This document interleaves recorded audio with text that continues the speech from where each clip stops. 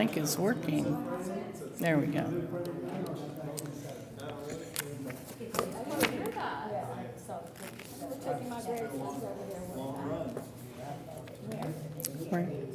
Are we good to start, Randy? We good to start? Okay. Pardon? Yeah.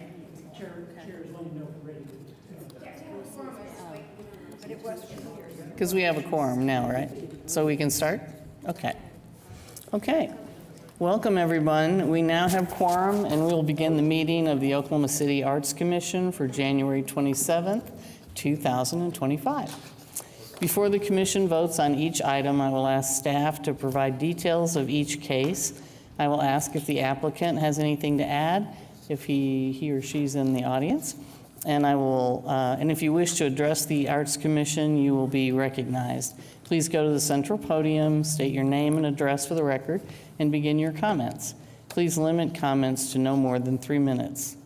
Our next item is to receive the meeting minutes from the December 16th regularly scheduled meeting. Since we are receiving the minutes and not approving them, all commission members may make motions to receive and to vote whether they attended that particular meeting or not. I'd like to ask for a motion and a second. The motion will be to receive the minutes.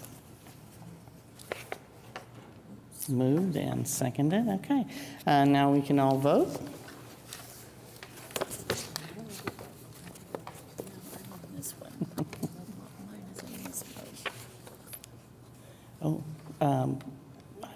Go to live meeting. Is that where you are? Yeah. Okay. Deborah might need to vote. And Teresa. Oh, and No, Teresa. mine. Oh, you got yours? Okay. I can't get the voting, so. Here. Okay. I don't need to answer one more. Okay, I think I can play.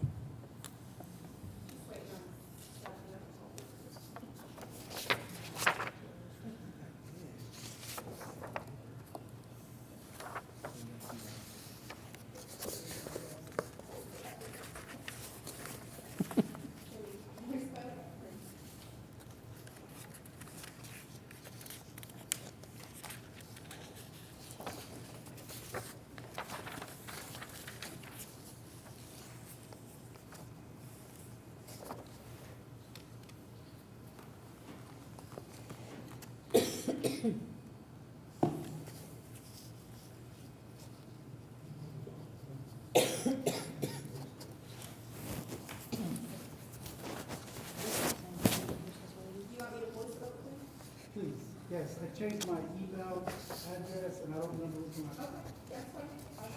Thank you so much. Okay. The motion passed. Now we'll move on to 3 items of discussion and action. Item 3A is Howdy by Nick Bayer, a mural to be located at the Oklahoma City Convention Center on 100 McCornett Drive. Leandre, would you be so kind as to present the item, please?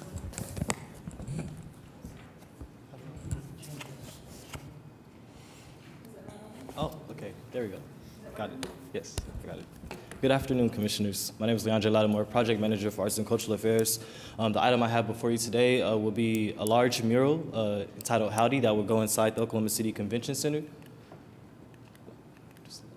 So, of course, I'll just talk briefly about the location of the artwork. Of course, the Oklahoma City Convention Center is located in downtown Oklahoma City. It serves as a great event space for numerous events throughout the year, such as conventions, competitions, and many other things that take place at the Convention Center. As you all may know, it's also home to several of our artworks, Together that sits outside, the sculpture by Joe Slack, Virtual Sky, as well as the large painting by Damien Hirst and Wayne Coyne. And Convention Center will begin another edition. So the image you see here is the main lobby of the Convention Center. It's actually the location that the artwork will go.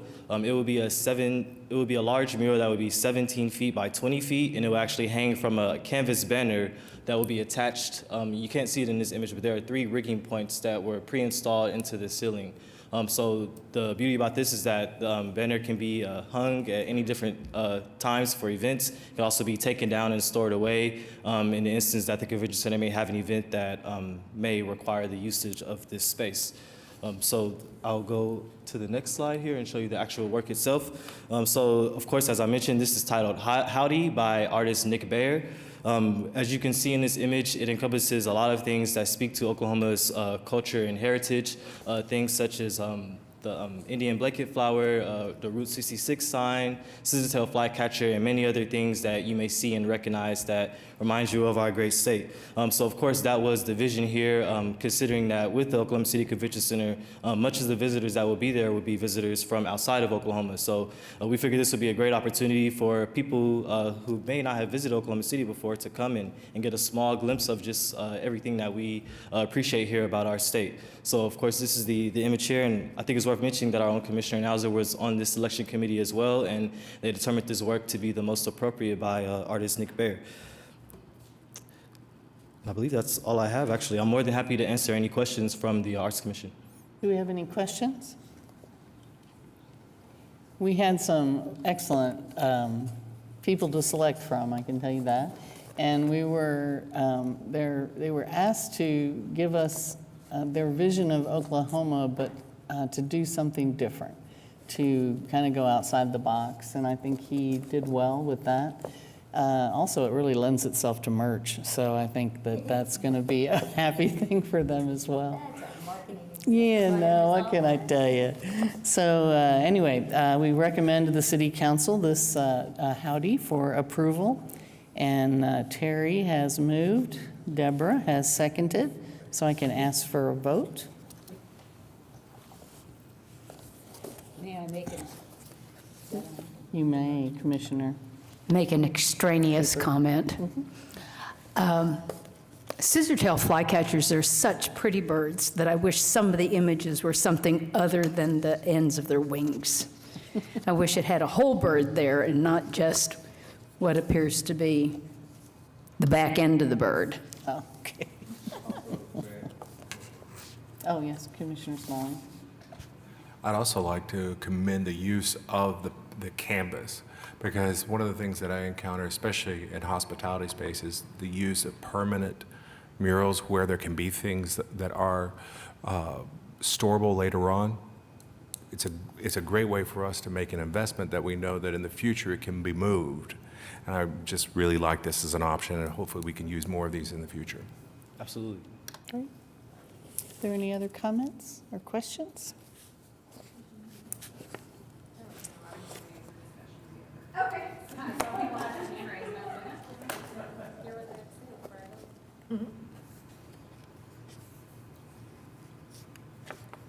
Did it pass? Yeah, all right. Next is the consent docket, but we have no items on the consent docket for today. The Commission Advocate Report, we will call on Commissioner Ontiveros, please.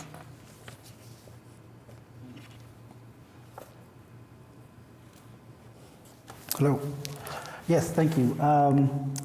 So I have several events happening at the end of this month and in February. We have Beyond Boundaries at Art Space at United, exhibition showcasing innovative artworks that challenge traditional boundaries.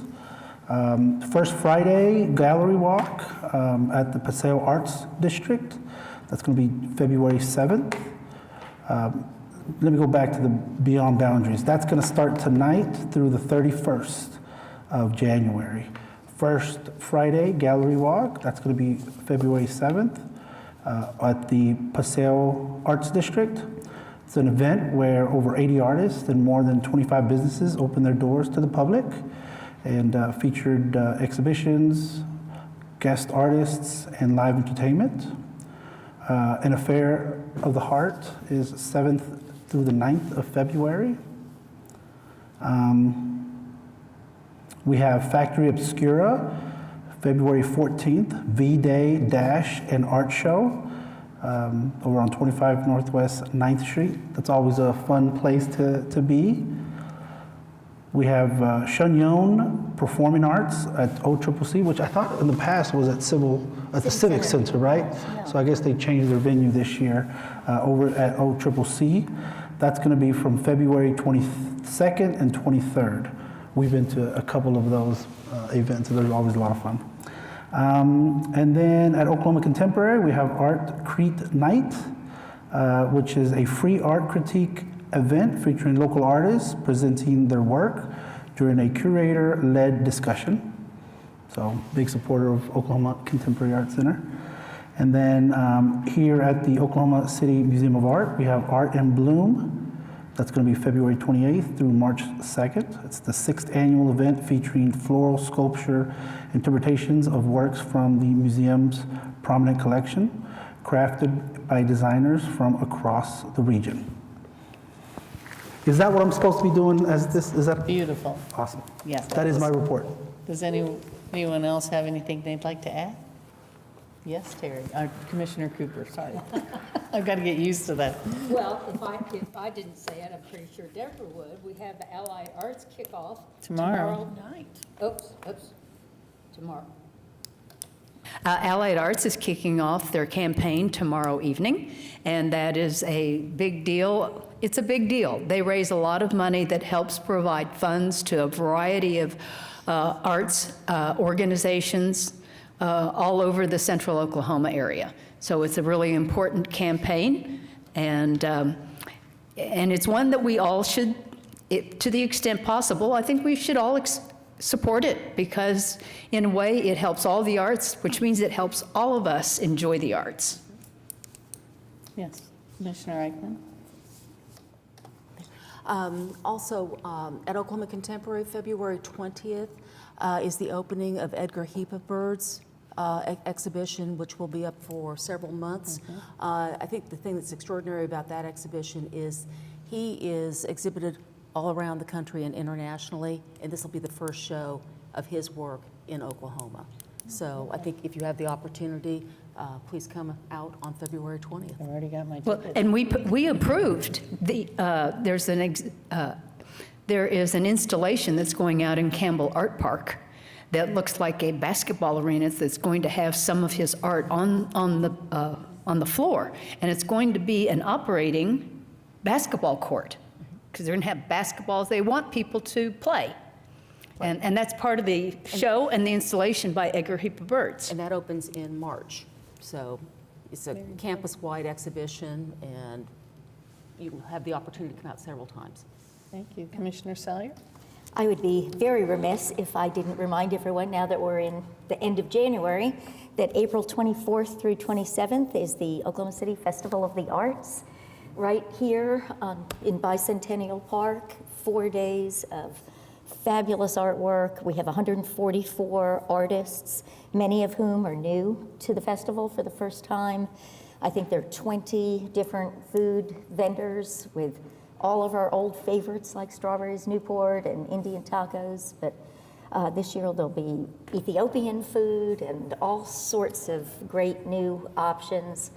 A couple of wonderful traditions that we're bringing back, something called the Pro-Am Gallery, where we've matched local artists with Yeah, I like community celebrities. I think lots of you have done that in the past. We're also going to have kind of a makers area, which will be a little bit more crafty than our traditional artwork, but can include things like jams and jellies and candles and things at price points that might be a little more approachable for some folks. So we promise 4 days of beautiful weather. It's going to be great. My rain boots have been retired for the season. Keep them handy. Terry, my co-chair Gus Becerra and I are recruiting heavily for volunteers. So anybody around this horseshoe or anybody listening, if you would like to serve, I think we have all of our day chairs in place and we have all of our co-chairs, but we're looking for volunteers that can work any of those 4 days. One shift, is maybe 3 hours of your time or more than that. You can go to the Arts Council website. there'll be a sign-up sheet, and let us know, and somebody will reach out and be in touch. But this truly is a community arts festival for all. There is no admission price. We've got, an art tent for kids where they can go in and pick out their first piece of art for no more than $5. And Nice. we have a program focusing. Without their parents. So they Without get to their pick. parents. They get to pick their own art. I think Margaret still has hers, 35 or 30 years later. We also have an emerging artist program that was started last year. We had 8 young artists who were interested in, being involved in festivals, and they came and were partnered with an artist. They listened to lectures and conversations about everything from the business of art to how to stage your booth, how to price your work. And this year, 4 of the 8 are coming back and will display their art for sale. And we have a new cohort of 8 new ones. So this is a program that will continue to evolve, and we'll have a class that's been with us from the beginning moving on. So incredible amount of exciting things, April 24th through 27th. Please come join the community and buy some art and eat some lunch. Great. Listen to some music. I forgot about the performing arts space. We have one main stage, and this year we're going to do a couple of small tents with arts moves performers scattered around the campus. So please come down. If you haven't participated in the Festival of the Arts, you have not truly participated in Oklahoma City. You haven't. So it's a great thing. It's fun. Good, thank you. Our next item is the Arts and Cultural Affairs update, and I'll see if Randy Marks has something to tell us about. Do, as a matter of fact. I'm Randy Marks, Program Planner in Arts and Cultural Affairs. Great to see an almost full horseshoe this afternoon on the first meeting of 2025. So we're going to start the year by looking back. It occurs to me that, or has occurred to me that quite often you see projects as they come to you, you okay them, but you don't necessarily see what happens after the fact. So we're going to take a little trip through the last year and talk about things that Arts and Cultural Affairs and the Arts Commission accomplished together. I'm going to start off by looking at some of our programs. So we use kind of a broad definition of program. If it's not a project, we call it a program. So the one program that we accomplished this year was to do new website design. Now, this may not seem like a huge deal, but it means a lot to us in the office that when people go to the website, they land on a page that actually looks like it's an art organization. So that was our prime objective this year. I take that back. Our prime objective was that it be functional, but we wanted it to be attractive and let people know immediately, you're in the world of arts when you're looking at this. So when you go to okc.gov/arts, this is what you see when you land on the page. And if you scroll down, you'll see 4 different tiles that you can access then more information. So we believe that pictures and graphics really tell the story and lead you where you want to go. So it was designed with that in mind. So that is the website, and I'll just say that there's going to be another change probably later on this year because the entire city website is under redevelopment. And so our web page will be very similar to this, but under the new system, it'll be somewhat different. So more about that later on. The online artist registry now has 115 artists in it. And this is a resource that is available to anybody in the world that has access on their phone or on the computer. I'm going to go back just a minute. You see in the upper right-hand corner of the tiles, there's a registry. You can go to the web page, hit the tile for the registry, and then it will take you to the registry where artists can go, and there's a link there where they can apply to be on the registry. and then they upload images.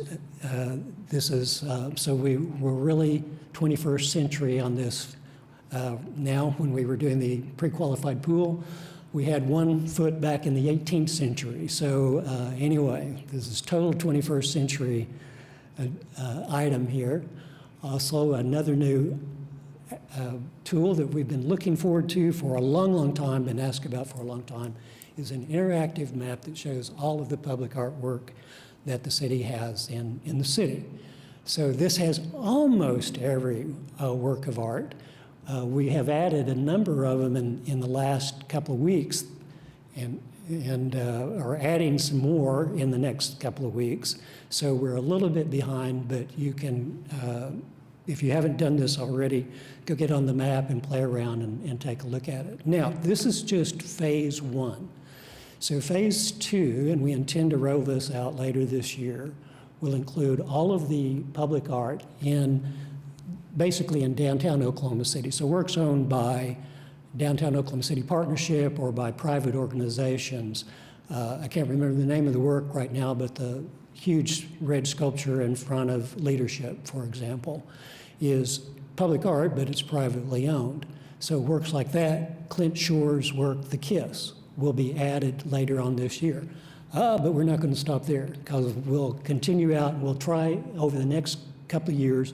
We intend to have every work of public art in all quadrants of the city, all 600 plus square miles of Oklahoma City. And we're not going to stop there. This is the Office of Arts and Cultural Affairs, and so we also want to have this map address cultural sites, cultural events, important cultural places that may not be on a cultural registry yet, but we intend for this to be a robust map that will speak to all aspects of arts and culture in Oklahoma City as it develops over the next few years. So something to look forward to. And we just launched the new newsletter. All of you should have gotten this, so this will be a quarterly publication. Went out to around 700 subscribers on January the 15th. We intend for it to be, this is our first effort, so we talked about the interactive map and various other things, an artist profile. As we go on, we'll have more up-to-date more calendar events and those kinds of things on the newsletter.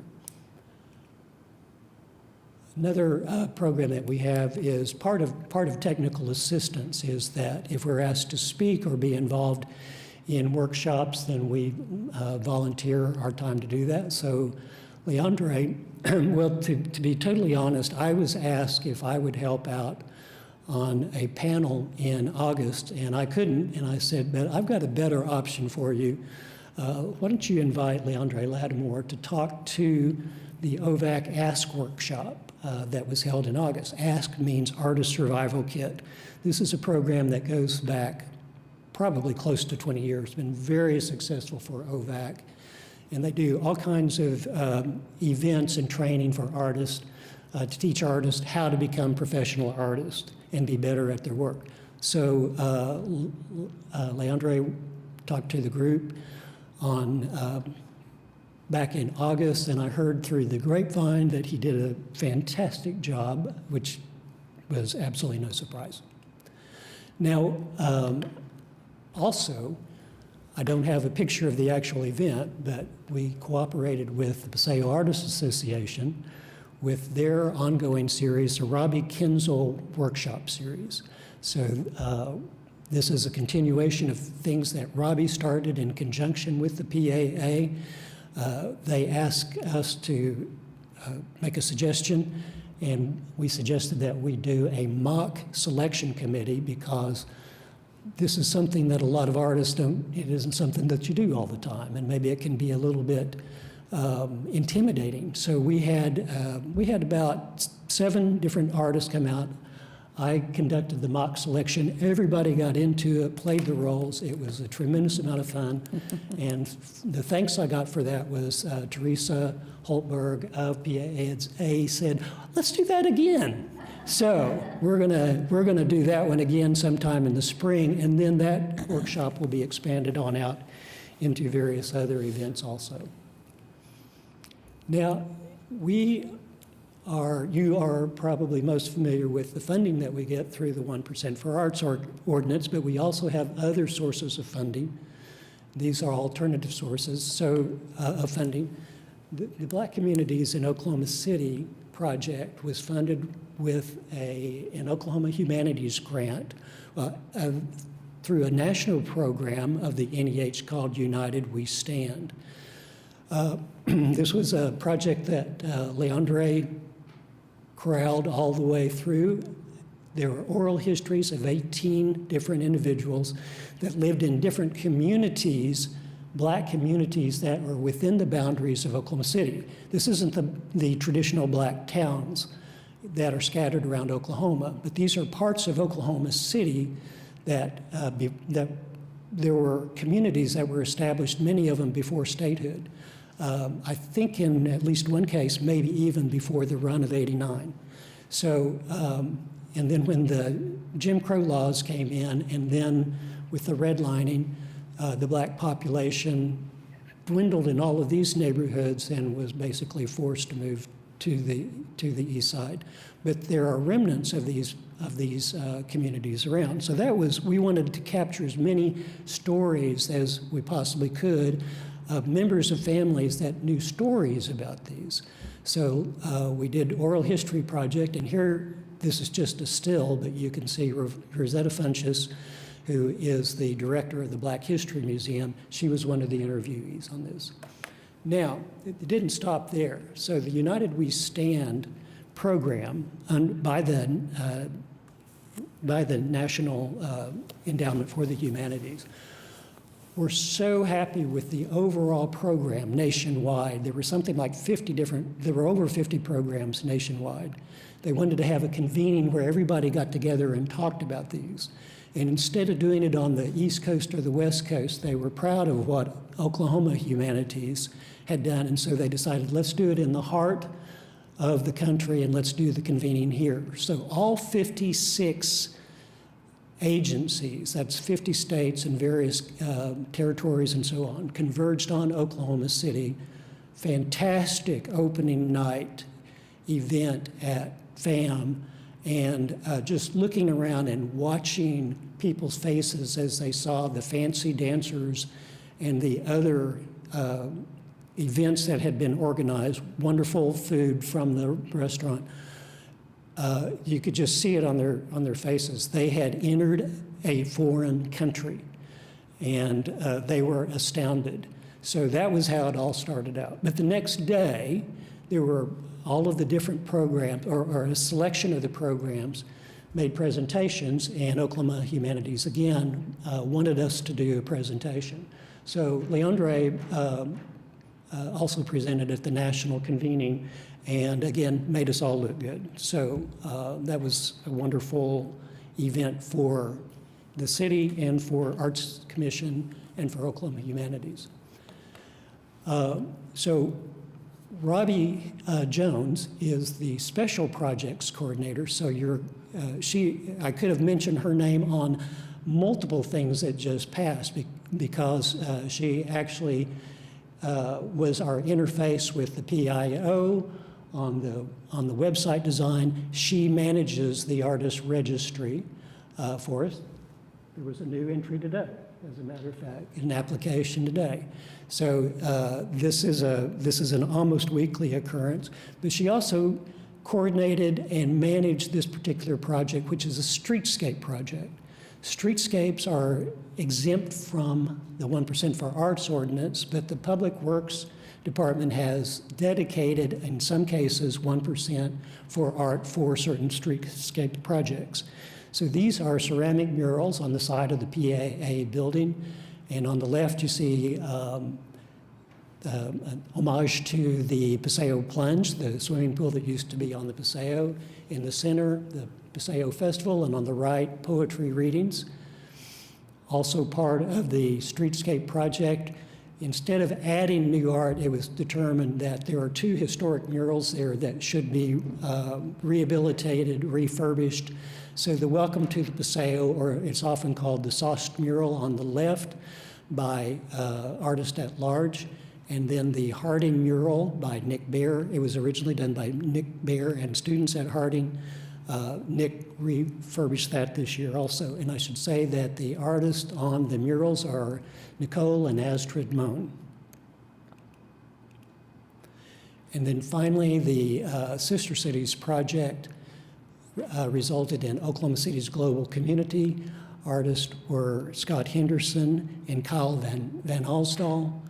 And this is right across from Hatch Restaurant in the secure area of the Will Rogers Airport. So next time you're out there, be sure and take a look at this. Here's a close-up view of the work. The guys did an outstanding job, and Robbie Jones handled this project also. Thanks again, Robbie. Really, really a wonderful project, and the idea originated with the mayor. It went far beyond what he imagined, but he came out and helped dedicate it. Now, on to 1% for art projects. This is Infinite Arches by Rachel Micah Weiss at Wellness 4.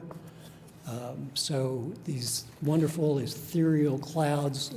If you haven't been down to Wellness 4, get in there and see these works.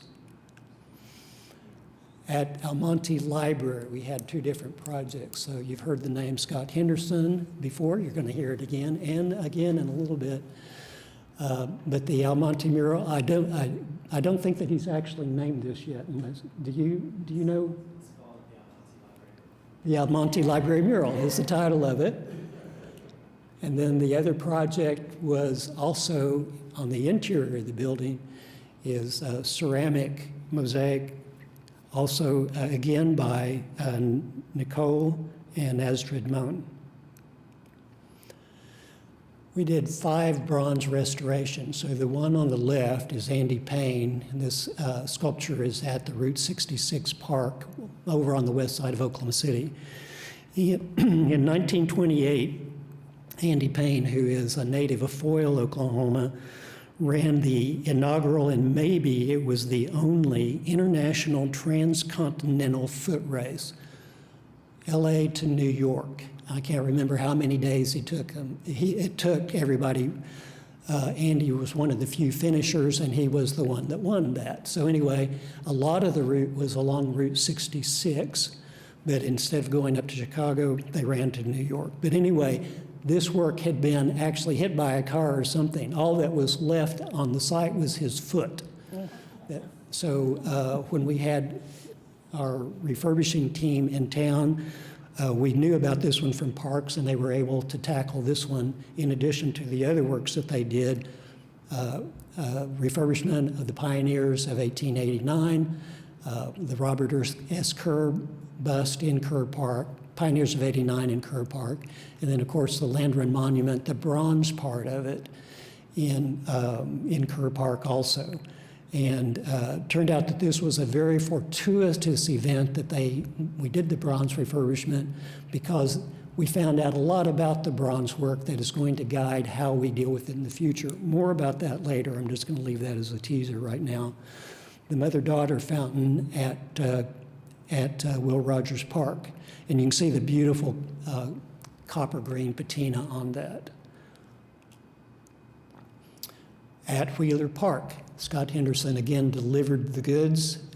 This is called Celebrating Wheeler Park. This is one of 2 sculptures at the concession stand at the ball field there. And what you see right in the middle of that, you see that is Ralph Ellison and his mother trying to come into the zoo that was at Wheeler Park. That was where the Oklahoma City Zoo was at that time, and they were denied admittance to the zoo because they were black.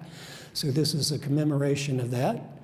And then other elements of in the history of Wheeler Park. And then on the south side is primarily a nod to the Hispanic community that utilizes the park so much there, both with family get-togethers, and then also softball is a major event at the stadium there. 2 works also at Early Wine Golf Clubhouse, The Making of a Champion. The painting by David Holland on the left is the interior work. Moment of Truth by Dan Moore is the sculpture that you see on the right.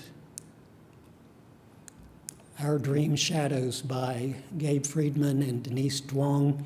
So this is work, actually interactive work on the surface of the trail.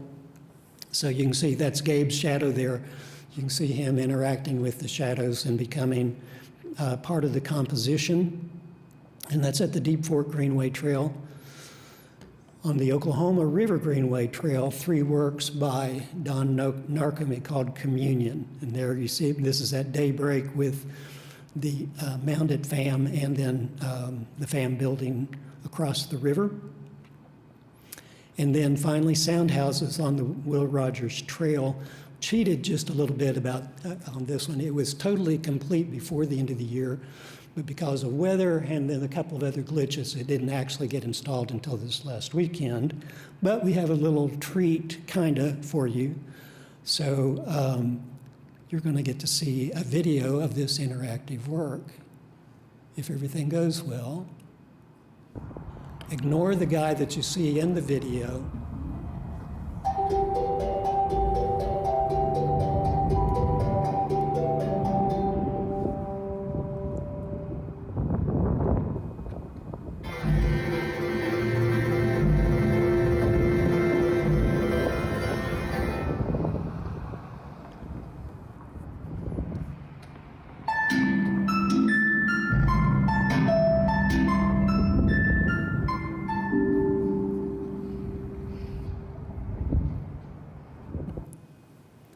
So as you are walking, riding, running, whatever, in front of these, the works act like a theremin. It picks up your presence and it'll start playing with you. So we are imagining that groups of people may go out and play around with all of these and create a symphony out there on Will Rogers Trail. And that is the end of my report, but I will take any questions if you have any. Does anyone have a question for Randy? No? Okay, thank you. On item 7, which is the comments from commission members, and I do know that Commissioner Smalling asked to speak at this time. And then if anybody else has anything, just chime in after he's finished. Thank you very much. What I'm going to be speaking about is actually building on the momentum of all these exciting things that have been talked about today. At the end of March, on the 27th at FAM, Oklahoma City will be host to the Institute of American Indian Arts, their board, their directors, and will be coming here.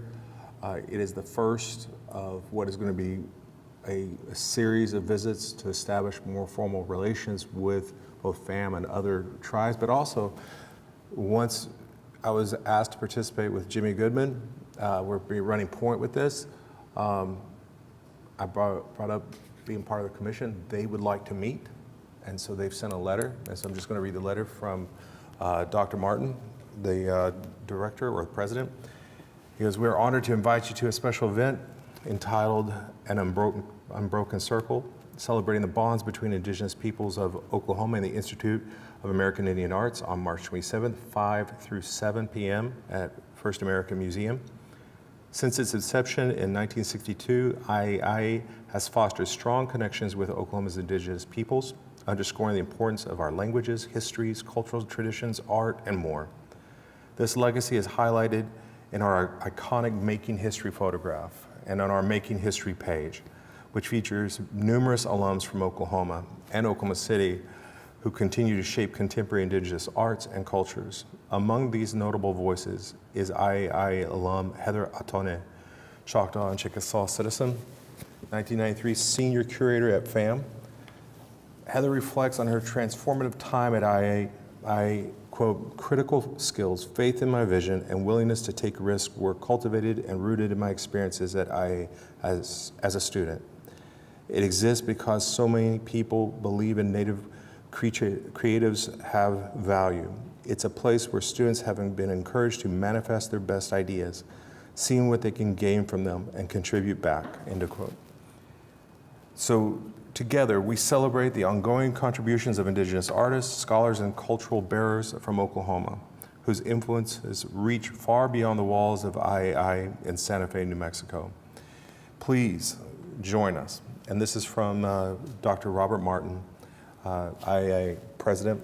It is going to be an interesting event. We will have different activities both at FAM, also at Okana, where they'll be staying. And what will happen is I will be putting together a circuit taken to some of our different public art places, and obviously invitations will go out to commissioners and staff if y'all would like to join. So thank you. All right. Thank you. Any other comments from Commission? Commissioner Cooper.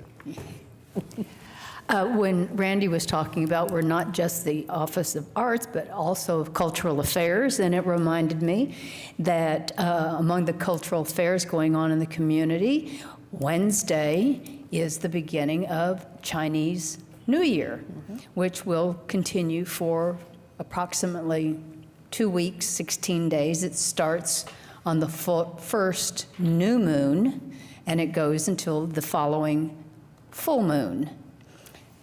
And it is the Lunar Festival. And I believe that the city had had a parade or something. They had some activities this weekend at Scissortail Park, but it's not too late to participate because, I mean, I don't know what all kind of events are, but it starts on Wednesday and it goes for at least 2 weeks.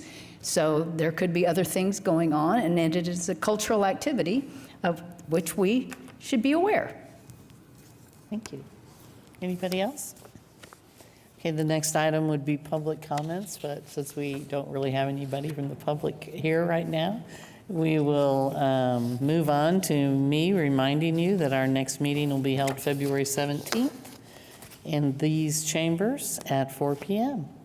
And then we can adjourn.